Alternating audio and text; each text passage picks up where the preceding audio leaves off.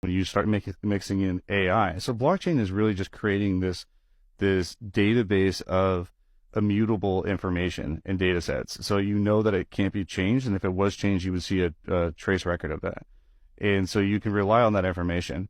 The future with AI is what's going to be interesting, because now you're not necessarily, I think you being a good GP would go find these unsuspecting deals that aren't on the market necessarily, but all information that's on the market is going to be on blockchain, right? So now you're just going to Ken GPT and you're saying, hey, find me a deal.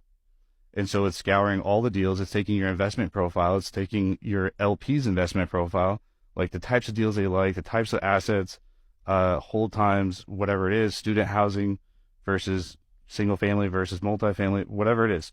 They take all that into configuration. And then now the AI is saying, hey, this is the deal we recommend.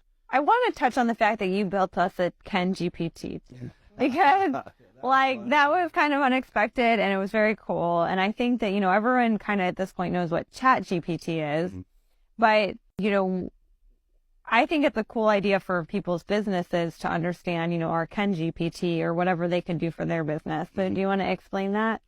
Yeah. So Chat GPT is really just a language model on top of whatever data sets they're collecting from. So I think their data sets mostly go up to about 2021 or so, and that's where it's capturing its information from. But when you look at it, a lot of information is incorrect, or like it doesn't understand the intent behind the user. When you're asking, who's Ken, it doesn't know which Ken you're talking about.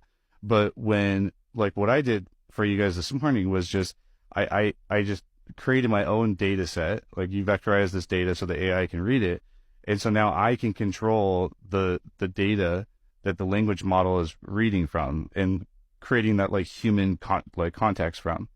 And so really it was just me indexing your site, like anything I could find about you guys, and just putting it in there. And then now it's Ken GPT. You said it learns just like Chat GPT, but if somebody asks like who's Ken, it would pull up Ken McElroy and his accomplishments and what he's done, and then they can find things on the site too that way, right? Yeah, so it'll talk to you, like the more I talk to it, it actually will change its answers a little bit. I can do two things. I can make it where it only gives like very specific answers, like when asked a very specific question. This would be good for FAQs, good for knowledge base, or I can implement the Chat GPT part, which is where it won't just verbatim give me the information I put in there. It'll humanize it a lot more, right? So it might not give me all the information. It might lead me to ask another question that then drills into to a different answer. Before you came, we had some like Q&A here, and you said if you want to discuss a product, it would be Verity. What is that? So Verity Block is our social media platform, and it's basically, I don't know, people say it's like Facebook and LinkedIn, but specifically only for the real estate industry. And Verity is the AI. So it's verityblock.ai. And so we have our global AI there, but what we are doing is we're going to create 100 individual AIs for people like you, Mauricio, Michael Flight, like just industry professionals that are top tier influencer, very well accredited individuals. So, and we're doing that completely for free. And so what that will do is it'll, one, empower you guys to have your own AI. But what it does for us is if you guys want to move forward and contribute your information to the global AI, now we're compiling the best minds of the real estate investment world into a single focused AI.